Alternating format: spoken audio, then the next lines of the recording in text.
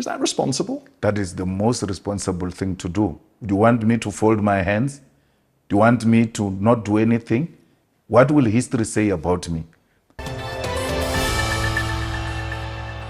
Hi there. So now, nowadays, you come across these interviews by African leaders being asked, tough questions, and the intelligent answers that they are giving nowadays are actually very interesting. Now, in this next part, I'm going to show you a part of an interview between a BBC Hardtalk presenter or host and South Africa's economic freedom fighter leader, Julius Malema, about the support South Africa is allegedly giving Russia.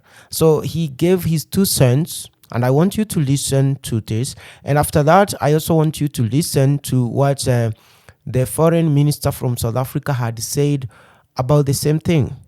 South Africa right now calls itself non-aligned. In the context of the war, but these are 2 different things. South Africa is an ally of Russia. Now, the second question is, where does South Africa stand on the war? It says I'm a non-aligned in relation to war, but Russia remains South Africa's friend. So we cannot create confusion around there. Don't create an impression that it is Malema who's going to come and create an alliance with Russia. But there are some very specific... Actually, I will go beyond that. I will go beyond the friendship with Russia, and in the war, I will align with Russia, and I will even supply the weapons to Russia. Because Russia is in a war with imperialism, and any agenda that seeks to push back imperialist agendas is well within the policies of the EFF.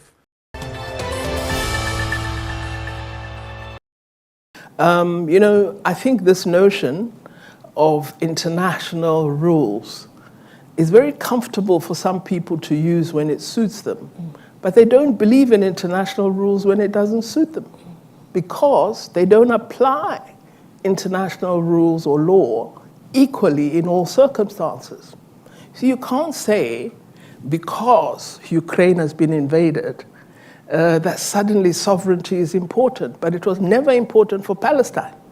It's very peculiar. If you believe in international law truly, then wherever sovereignty is infringed, it must apply. And this is the point we've been making, that we use the framework of international law unequally, depending on who is affected. And we are arguing that that must change. And one of the interesting changes that has occurred is the sudden movement, because Russia has invaded Ukraine, that we say, okay, let's not allow the Security Council to just have the veto and let it pass. We take it to the General Assembly.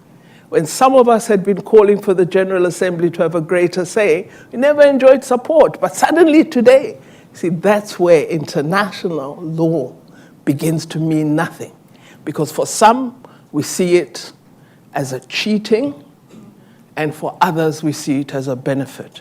So our argument is, let's revise the international multilateral system to ensure that we observe that post-1948 has arrived.